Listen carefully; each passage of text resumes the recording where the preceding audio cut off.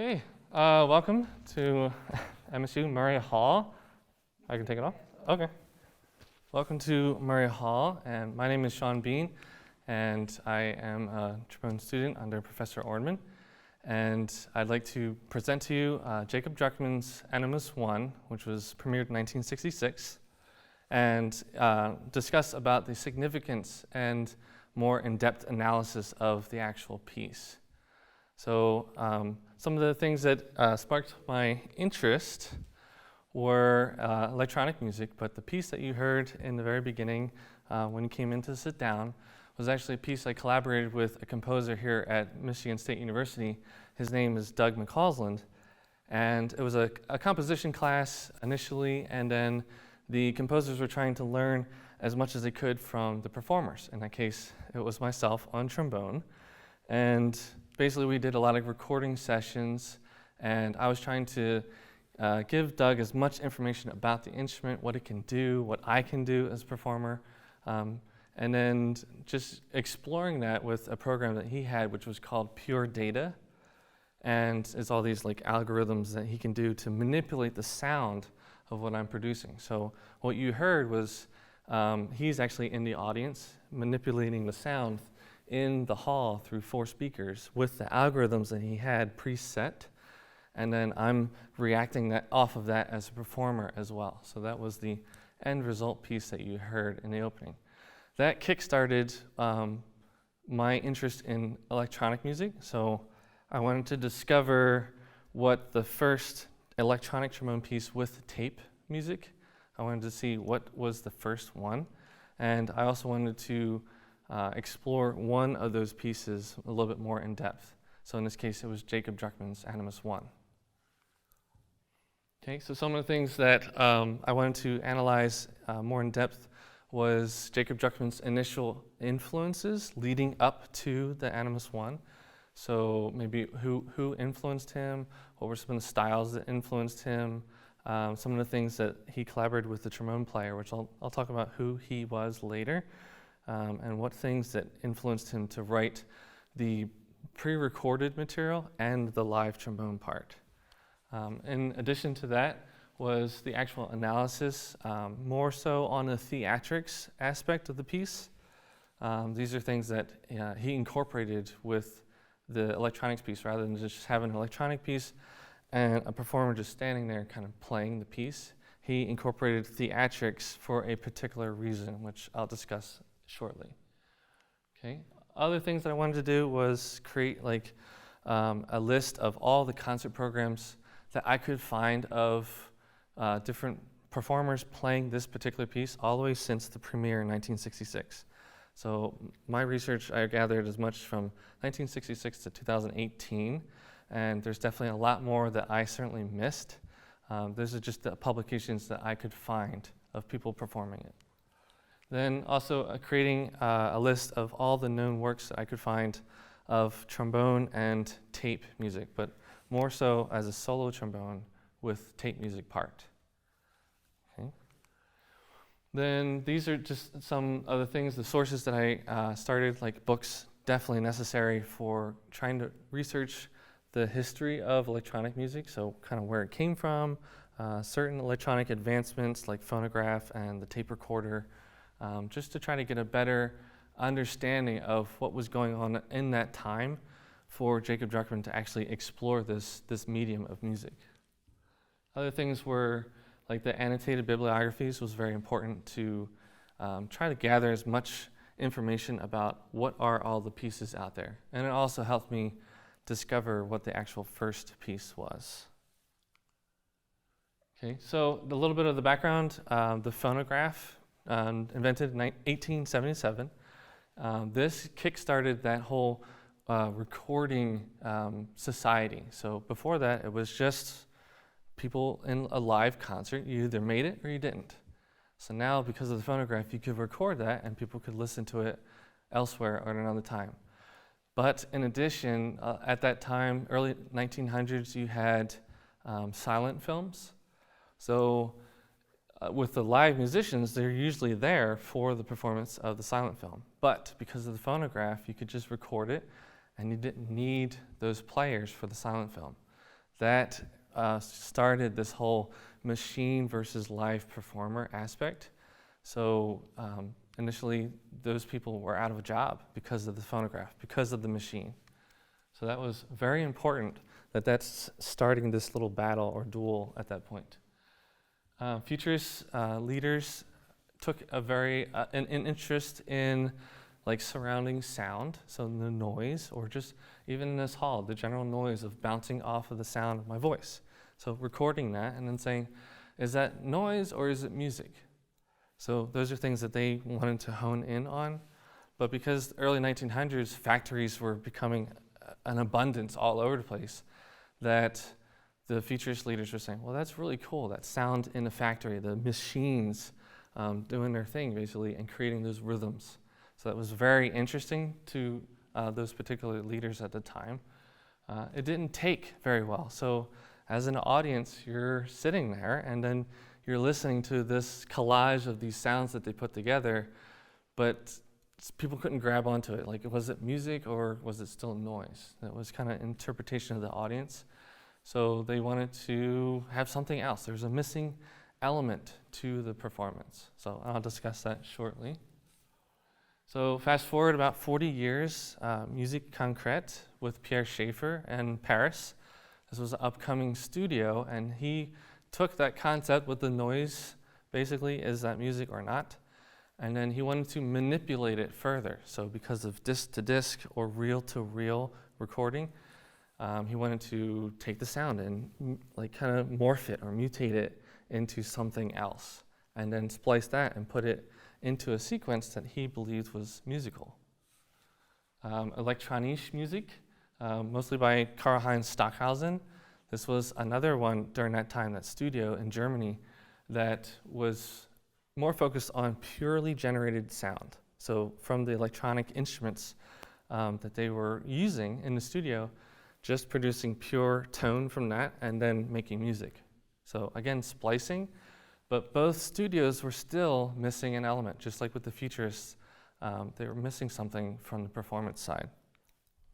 So Bruno Maderna, this was a very important composer because he took it, he said, well, this is a tape part, but with a flute performer, and it's a live performance. So now you have the flute player on the stage, and then you have that visual connection as an audience member with the tape part. So then this was a very important step because this kick-started that live performance aspect of electronic music. So that was a very important piece with Bruno Maderna. Okay, so a little bit about Jacob Druckman, who's the composer that we're mostly focused on today with Animus 1. So he was born in Philadelphia, 1928, and his parents were amateur musicians, but he started on different instruments, as you can see. But most notably was his influences with the puppet theater. So he was just kind of more of an associate or a stagehand for the puppet theater. But he himself admits that a lot of his drama or the theatrical side that he incorporates in his pieces later, he got from his experience from the puppet theater. So that was very important during that time. Eventually, he basically wanted to quit music overall, and he sent his music to Aaron Copland, and Aaron Copland said, no, please come back and join back with music. So that was at Tanglewood, and then later on, because of that experience he had, he really dived deep into his composition skills, and he was accepted to Juilliard, and then at Juilliard is where he met a few key people that influenced the making of Animus 1. Okay, so later on, he becomes an actual faculty member at Juilliard, and a new tape studio was being opened in Columbia Princeton, which is in New York. And that tape center, he was trying to get into it, but it took a little bit of time. So eventually in 1965, he was allowed into the studio, and there he could tinker with all the equipment. So the tape recorder or feeding through the synthesizer that was developed at that time. So all those things could influence basically his composition and what he's trying to realize in the tape part. So because of that, one of his associates at Juilliard, another faculty member, the trombone player, was David Schumann. and he was intrigued by Druckman working in this studio. So they eventually collaborated and worked together, and David Schumann did kind of the same thing as I explained how Doug and I worked together for that piece that you heard in the very beginning. So he did the same thing. So with Jacob Druckman, he said, well, this is all the things I can do on the trombone. This is what I can play. These are some of the standard or extended techniques that he knew of at the time, and he's showing him everything you can do, even with the mutes or different sounds or just anything he could do. He would explain that to Jacob Druckman. And Jacob Druckman took all those recording sessions and said, I'm going to splice this into a pre-recorded tape part.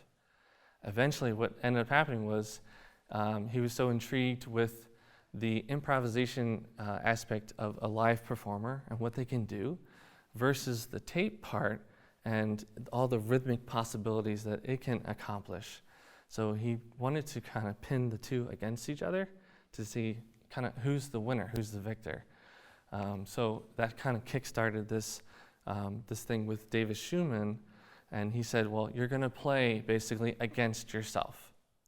So that tape part, the pre-recorded material, Jacob Druckman was saying, you're kind of going to go against yourself, your mechanized, mechanical self. So I usually refer to it as it's David Schumann's mechanical alter ego. And initially, David Schumann was supposed to play against that in like a battle or a duel. Unfortunately, what happened was in 1966, after all this collaboration, David Schumann fell ill, and they figured out that it was actually a brain tumor that he was diagnosed with, and it was not operable. So he could not keep going with that live trombone part, which is what Jacob Druckman was currently making. So they found another person, Andre Smith, who was at Juilliard as well. So Andre Smith was an associate with David Schumann. They performed together, and he was also a student of Jacob Druckman. So he was a natural fit for playing the piece or just taking over at the moment because David Schumann was not able to do so. Okay, so Andre Smith was the one who actually premiered the piece in May of that year, and August of that year, David Schumann actually passed away. So that was very unfortunate for that year. And so technically Andre Smith is the first person, in my opinion, to play against David Schumann because he's the pre-recorded material mostly. There is some aspects of those electronically generated tones, but about 90% is David Schumann's manipulated parts of what he did. So the analysis and realization of the composition, there are many techniques that he interspersed throughout the entire performance, so the live trombone part and the tape aspect, and then also the theatrical elements, which I described to you before, but I'll go into further depth with those. So those theatrical elements are very important to convey the battle, the dueling between the live trombone player and that tape part. So it's whoever plays the piece is against David Schumann in some way. Okay. So here is the notation that you would see from the score. This is from the first page. Technically it's page 4, so there's some blank pages that they have. But the notation up here, you see there's a number 1. Might be hard to see from that far away, but there's a number 1 indicating for a tape operator. So initially, you have a live trombone player at the tape part and a tape operator where you're sitting with a bunch of recorders around them. So they have to push play for recorder number 1 to hit that point in the piece. So initially, the live trombone player is kind of improvising or interpreting this section. Oops. Here in the beginning, playing a solo passage, and then the tape part comes in right on cue when they hit the A here. So that's very important, and I'll talk a little bit more about the tape operator part. Here you have 3/4 time marked, so there are only these 6 measures marked in the score. Everything else is somewhat up into interpretation. So it's fluctuating and flexing with the live trombone player versus the fixed tape part. But here, he wants it a little bit more rhythmically correct with what they're doing together. This next one, you see there's graphic notation. So this is pretty important when you're reading the part as a trombone player. You kind of have to read it more like a piano player. So you have to understand what the contour of the graphic notation is from the tape part. It's almost impossible to mark exactly what the tape part is doing. So these squiggly lines are representing basically the contour of the tape part. So as a trombone player, you're trying to fit in with that. But again, it's never going to be exact, and every performance is going to be slightly different. Oops. So these are some of the effects that Jacob Druckman gravitated towards. So like wow and flutter effects. So that's basically taking the tape part, either shortening or elongating the original sound. And then you get wow, like slower and low tone. And then flutter is faster and a higher pitch. So the other thing he liked was the glissando, most obviously because the trombone is naturally capable of creating those glissandos. So the tape part has them as well, and the imitation aspect is there. But he liked Salvador Dali's paintings of those watches or clocks that melt. So he thinks of it as more like melting time or melting the sound. So he really liked that aspect and incorporated that in Animus 1. Another thing is the 2-channel and 4-channel options that were out there during that time. So just having a left and right speaker for 2-channel or a surround sound quadraphonic type of sound. So you could do either one of those performances. Today it'll just be more like right and left. Also, performance instructions. So all these over here on the left-hand side, those were very specific instructions. You can see it's very detailed per instruction on what to do as a live trombone performer. And these can be very daunting at first, but I usually suggest that you should spend like 2 days just analyzing that part of the page. And that way when you start to look at the trombone part, it's not as daunting and difficult to understand what he's trying to do with each one of those. So they're not meant to be extremely precise and a little bit more flexible with what he wants. So again, these are all those instructions, but briefly, this is the multiphonics. So the circle with the dot is your singing voice, and then you have the buzzed pitch is more of the solid marking. And usually the glissando is in the same direction as what you're singing. Okay, phonetics. This is actually from an International Phonetic Alphabet chart, which is supposed to be sounds that you can make, maybe in your mouth cavity or into the instrument. So each one is designated to the notes. So this one's more of a chunk, and then creen, and tss. So you can, if you say it fast, chunk tss. So you want to try to say that into the instrument. So those are more of the consonant sounds of what you can do in the piece. These are the vowel sounds. So now you have AI, AI, AI, but you want it to be in here and then translated through the instrument. So you go.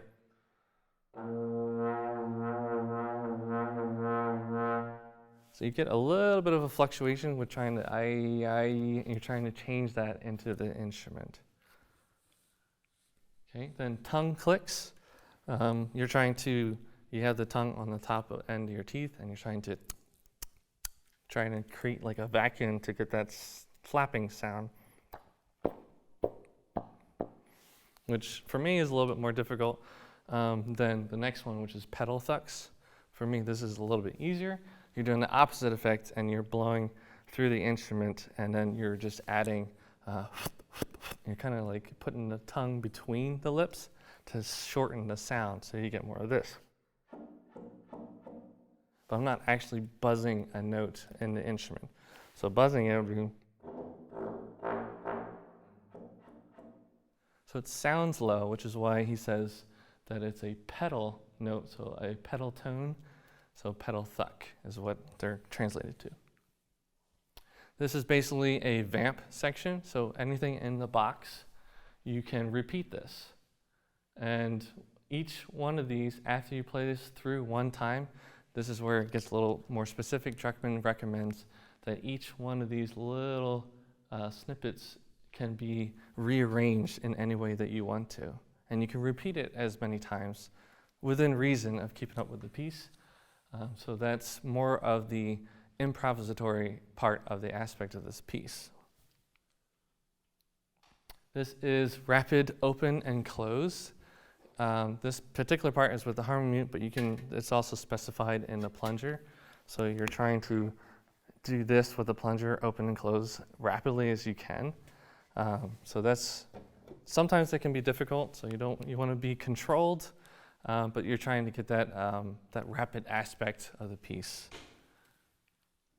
This is half open and closed. So you're just kind of cupping it over here. You can kind of squeeze the plunger to get like a different kind of effect, but usually just moving it over so that half the bell is open and closed. Okay. Next one is introducing the flutter tongue while you're buzzing the note. So you just introduce it later.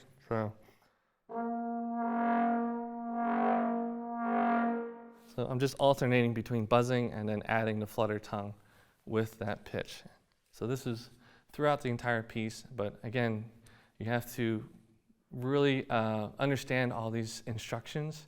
You can't read these while you're trying to study the piece. You just kind of have to memorize what he wants and then do those throughout the piece. This is soft and loud, as rapid as possible on one note.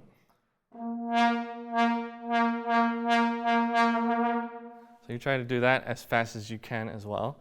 Again, it's interpretive. It's how many times do you want to do it in that particular section? So it depends on the live performer. What kind of personality do you want to introduce into this particular part? Oops, that skipped ahead. So this one actually means short note. There's this flag here. It's not like a typical eighth note flag that you usually see, which is curved. This one's a very short, abrupt little line that he has. So he really wants to emphasize this is a short note. This is the opposite. This is a longer note. Again, interpretive. How long is long? How long is this? So that's, again, up to your interpretation. As a performer, you can go halfway. Sometimes he marks it short, long, and then really long. So it's up to you of what you really want to do with this piece. This one has a slash basically through this grouping of notes. And this is, again, mentioned that play this as fast as you can. So again, it's up to interpretation or as how fast you can play it. And this is littered throughout the entire piece. So there's all kinds of things that just have the slash mark in there saying, play this as fast as possible, play this as fast as possible. So again, you really have to know what this means when you're practicing. So here, again, as I mentioned with the tape operator part, you can see, that there's 3 now. So I mentioned the first one before, but there's actually 3 tape parts. Usually he or she would have 3 tape recorders set and ready to go, and then push play, and then wait, and then push play. But it has to be based off of what the live trombone player is doing. Because again, during a solo, it's not going to be exactly in time. So the tape operator has to play this off of what they're doing. So hopefully everything goes well and the tape doesn't come undone and unraveled, and hopefully everything goes smoothly for the performance. So this is what some of them sound like. So I'll give you a little snippet of what the tape recorder part is.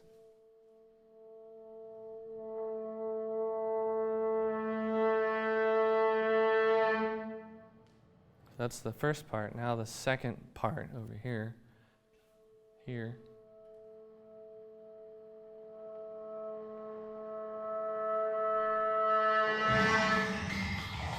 So then all of that is added in there, which is kind of like traditional notation and graphic. And then this one.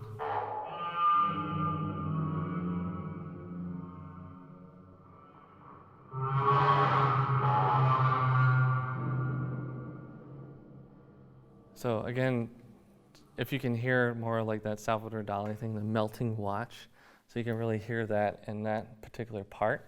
So that's where you get more of the glissando effect. That's what he's going after. This is the pitch range. So basically the live trombone part is a pedal G up to a high D, 2 Ds above the staff, the bass clef staff. Dynamics, this is pretty important aspect of the piece. So he starts off, this is the softest dynamic for the live trombone parts, 4 Ps. Then you have 3 Fs. This is more of a climactic moment because the trombone player has solo passages and the tape part has solo passages. This marks the last time that the live trombone part does a solo by themselves. So at this point, the tape part is starting to take control of the piece. So there's that battle and dueling aspect coming into play. So here he has sforzandos, which he really likes that, so he introduces that into the piece as well. Then over here, I already mentioned that these are that loud to soft rapidly. And then the next one is more of serialist techniques, which each note is designated with a different dynamic. So you have that loud, soft, loud. So each one is different, which can be a little difficult when you're first trying to learn the piece. So that's that dynamic contrast. Again, the tape part does it very easily. The live trombone player has to practice quite a bit. These are the theatrics. So a lot of these, they say, like with Druckman, he wrote in a couple of them throughout the piece, like sit or stand. These are part of the theatrics he's trying to convey throughout the piece. But other people have introduced some other things that they can do to convey the battle between the live trombone player versus the tape part. So then something like this, where it's look around confused. This is that beginning of the piece. So you have that long A with the tape part, and it just kind of comes out of nowhere. I'm playing by yourself, and then the tape comes out, so then you're kind of looking around like, where's that coming from? Like, who else is playing with me? So that's look around confused. Then this one, you have lower the horn and peer around nervously.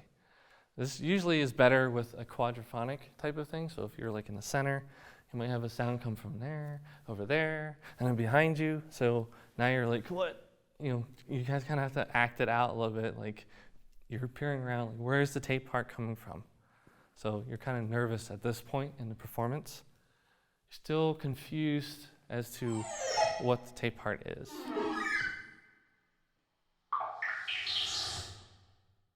So that's a little bit jarring, right? They're coming from all different directions. So you kind of have to react off of that during the performance. So here you have sit. This is actually one that's actually marked by Druckman himself to do. So during this part, you have this sound going off this chair over here.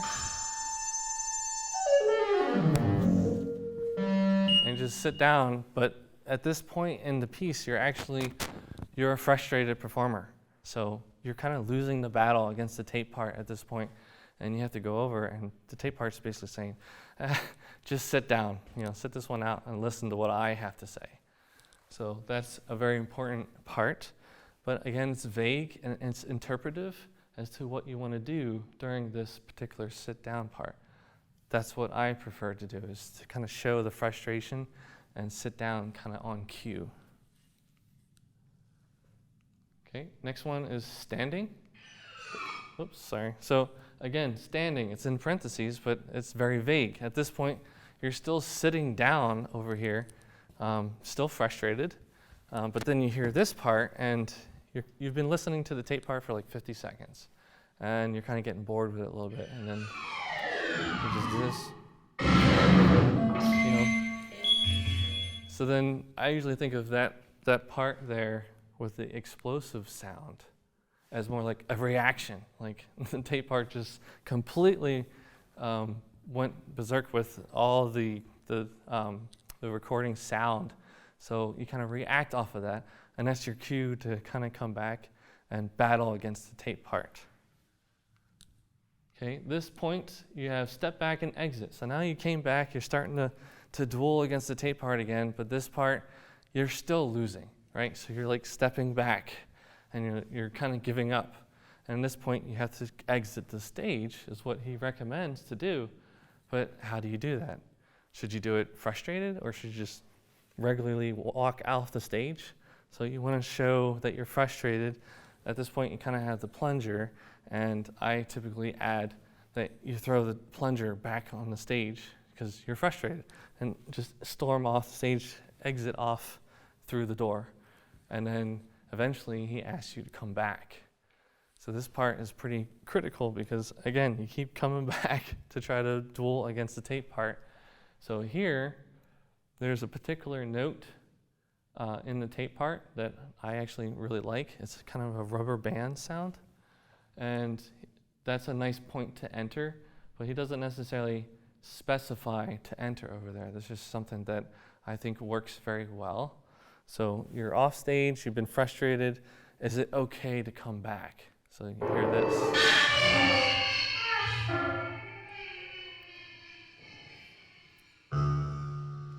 So there's that sound.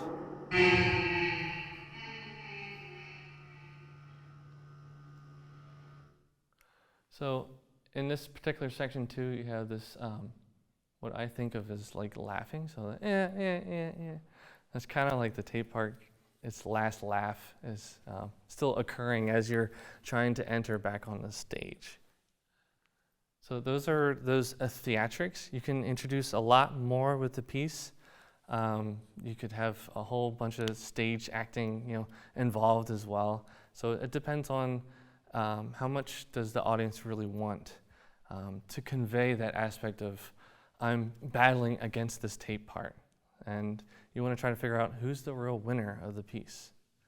So here you have, in the beginning, there's that A that is played. So the live trombone part plays this first, and then the tape reacts off of that.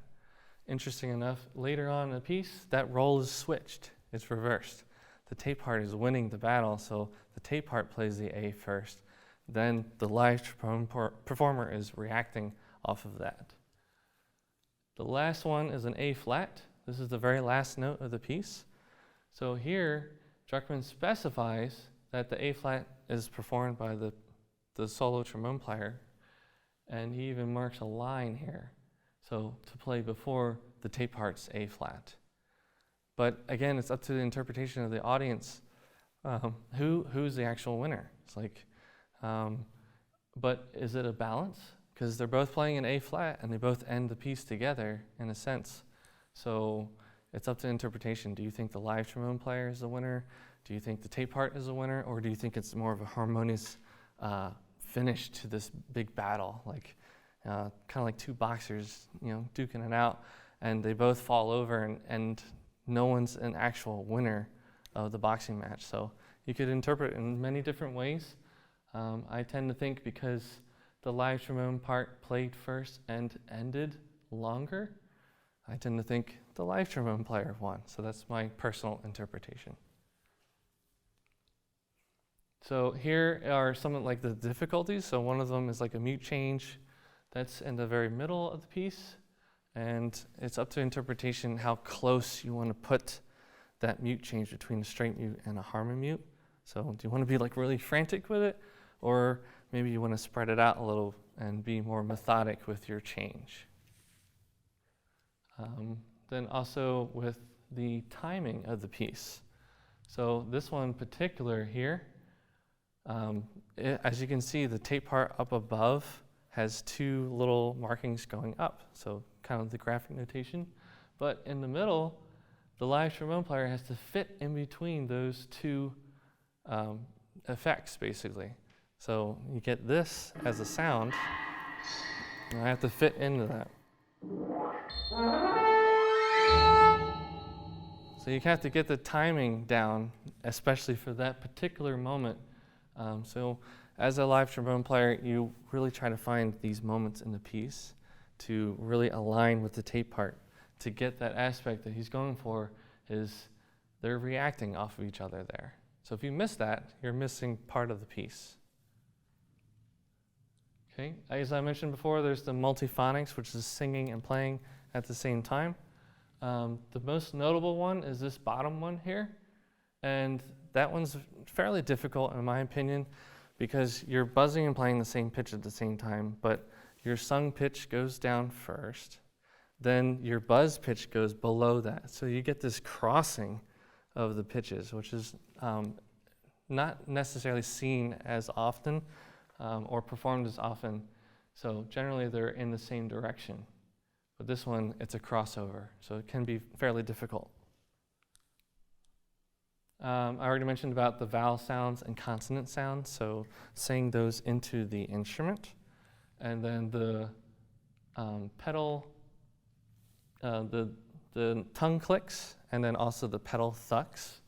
So again, with pedal thucks, you get the,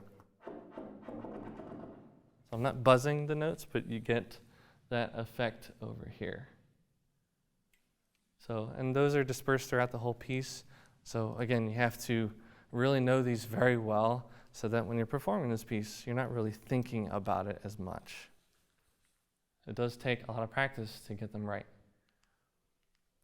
Then these are, again, those open and close with the mutes, so like the Harmon and the plunger mute. But one of the most difficult ones is up on the top here. So you can see it's open, close, closed, open, open, close, close, open, close. Now, as a performer, you have to get that combination just right to get the effects that's going on here. So it can be a little difficult to get that combination right. Most of the time, we just want to do open, close, open, close, open, close. But occasionally, he throws in a little bit of curveball, and you get like open, close, close, open. So you kind of have to really adjust and practice those parts very well. So again, as I said, practicing the standard and extended techniques.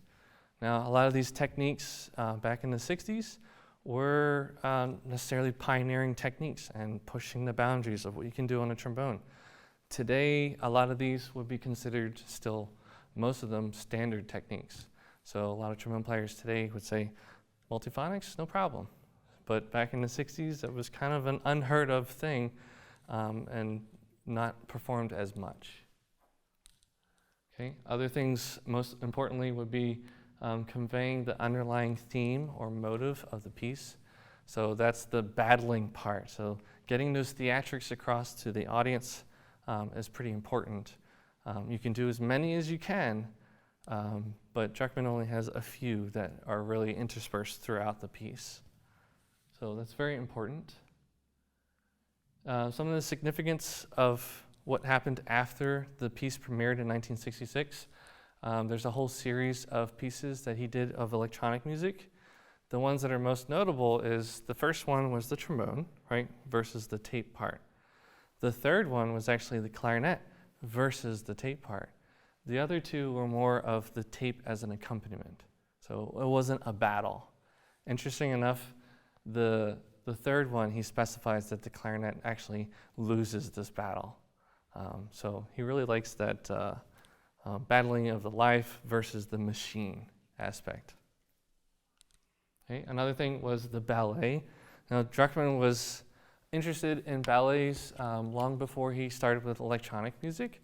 And he was influenced with like Igor Stravinsky or Aaron Copland's Appalachian Spring.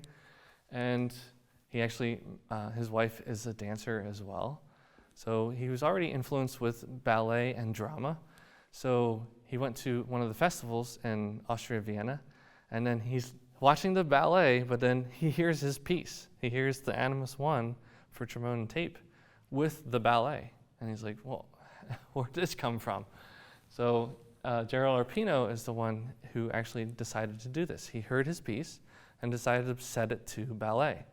So Druckman said, oh, I want to do more pieces with you like this. Interesting enough is the Animus 1 and 2 of the 4 that they collaborated with, those 2 are the ones that he picked, and they're the ones that are the battling ones. So the trombone versus tape or clarinet versus tape. In this case, it's the tape versus the ballet. So that's kind of an interesting aspect and definitely an influence from his work. So other things, I mentioned that I tried to collect a huge series of all the past performances of Animus 1. So I only found 74. I mentioned known, but there's like known to what I could find. There's probably a whole bunch out there that nobody put their program out there, or back in 1970 there's no internet, so someone could have performed a piece, but it's just not known anymore. Okay, so most notable was Per Breivik was technically the second one I could find. Other than Andre Smith, he's the first one against Davis Schumann as the mechanized tape part. Per Breivik would be the second one who performed against the machine. And then Stuart Dempster in 1975, this one was an important moment because Druckman recently won a Pulitzer Prize for music with his Windows piece, which was 1972, for full orchestra. So he was kind of getting away from the electronic music at this point. So for full orchestra, it was difficult to get that many players if you're going to perform this piece. So one of the universities wanted to perform recent Pulitzer Prize winners. They couldn't afford the full orchestra, so they picked another piece that they thought represented Jacob Druckman very well.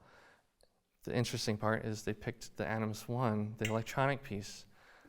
So I thought that was very important, that it was an influential enough piece that they decided to pick that electronic piece to represent Jacob Druckman and most of his career.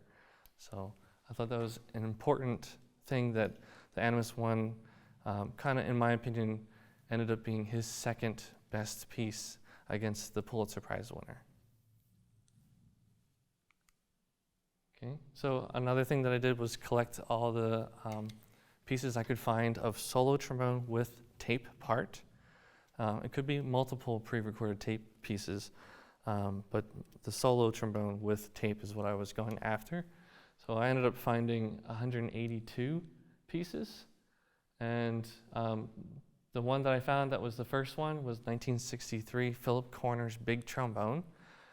That's not really a well-known piece. Most people think of Larry Allison's Changes, but I discovered that the Big Trombone was the first one. And then other pieces after Animus 1. So these, if you notice these three up at the top, they're the first three that I could find. So, and they're all in the early to mid 60s. And then everything kind of exploded from that point on to 179 pieces after that, all the way up to today. So the last one I noticed was in 2020, Jenna Lyle's Oscar, which is actually trombone, trash bags, and tape part. So that's kind of an interesting thing. I didn't dive too much into it, but I think the Oscar is kind of like the Sesame Street Oscars, a trash can, so trash bags. So that's one piece that I think would be nice to try to perform later. Okay, so some of the idioms for trombone. So why is the trombone picked? Like, it's 182 different pieces. Why is the trombone picked for electronic music? So the slide is probably the best one. So there's not many other instruments. So you got the voice, the violin, they can do a glissando fairly well, but the slide with the trombone in combination with the brassy or tinny sound helps with the imitation of the tape parts. So the tape part's always electronic or metallic tones. So when you can get that glissando effect and imitate the tape part pretty well, the trombone seems to be a great fit for electronic music. Another thing is the dynamic range. So if you have a trombone tape part and you got all 4 speakers, but you're in a hall that's 4 times the size of this one, the trombone can match that volume that the tape part is providing. So that's another reason why this instrument, with its dynamic contrast, can fit very well with electronic music. Okay, other effects, so like there's the vowel sounds and doing things into the instrument. Those are things that a lot of composers gravitate towards, because this sounds more like white noise that can be created electronically. right? So you get that effect and you can imitate the part very well. Percussion effects, most notably was John Cage's solo for sliding trombone. You know, you're taking the instrument apart and doing clicks and putting it back together. They can be percussive. You can do that with your instrument. So the trombone becomes a very versatile instrument and very adaptive to what the composer comes up with the tape part. So that's why the trombone is very idiomatically correct for electronic music. Okay.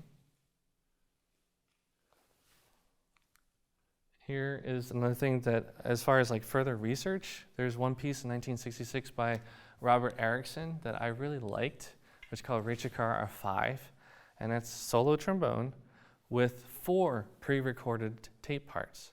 So it's actually a trombone player's recorded 4 times in different parts, and then that's presented with the live trombone part.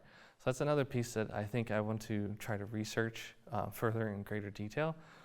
Even someone else could try to find that piece and pick it up to see what it sounds like.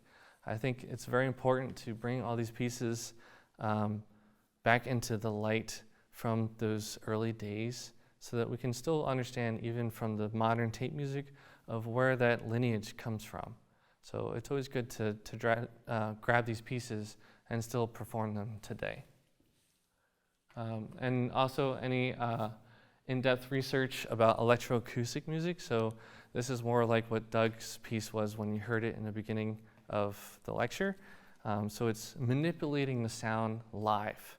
So I'm playing, but he's taking it, or he or she's taking it and then tossing it around the hall. So that's another thing that I think someone should come up with a list for electroacoustic trombone pieces. Okay, so, and this is a selected bibliography. I have a huge list with a document that I came up with. So these are a lot of the books that I started with my initial research into electronic music, so like the history of it and all the electronic advancements that were coming along. So this was very helpful in my initial research. Then the dissertations was very important to figure out what have other people discussed or talked about with Druckman's Animus 1 or his Animus series. So I read a lot of dissertations to gather as much material as I could and then go from there and go into further detail of his piece, specifically the performance theatrics.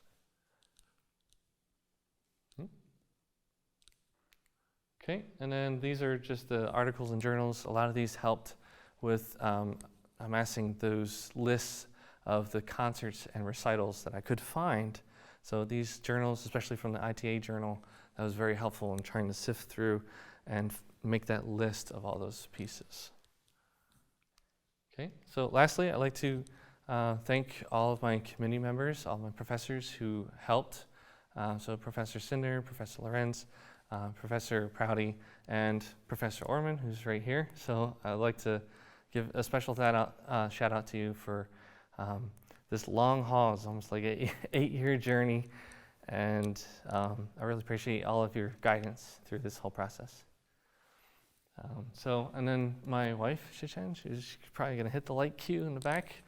So for all her love and support and dealing with all the strange sounds that I'm doing in the basement, trying to accomplish this tape music piece. So she had to deal with a lot over the past 6 months. So I really appreciate all her support. And then lastly, Doug McCausland, and that initial collaboration that we did about 5 years ago. And he really helped kickstart my interest in electronic music. So I really appreciate all that he did, and it was a really great piece that we collaborated on. So I really appreciate everything that he did as well. So without further ado, that's the last part of my presentation. So I will now perform Jacob Druckman's Animus 1 for live trombone player versus the tape part machine. So please let me know what you think after the concert. I'm definitely available. So any comments or questions of what you think about the performance or the actual lecture. So I hope you enjoy this piece, and try not to get scared of what this battle is going to be. Thank you.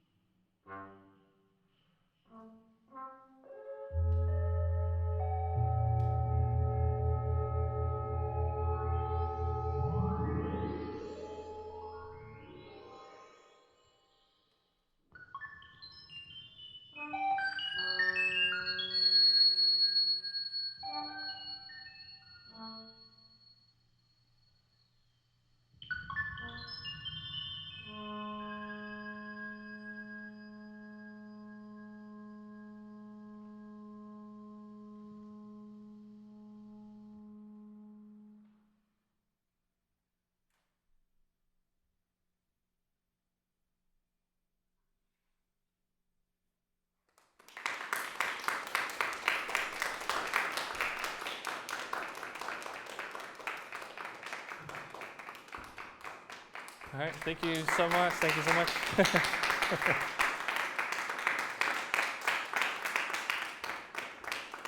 Yep, thank you again for coming out tonight and hearing a little bit of tape music. Maybe you heard it before, maybe you haven't.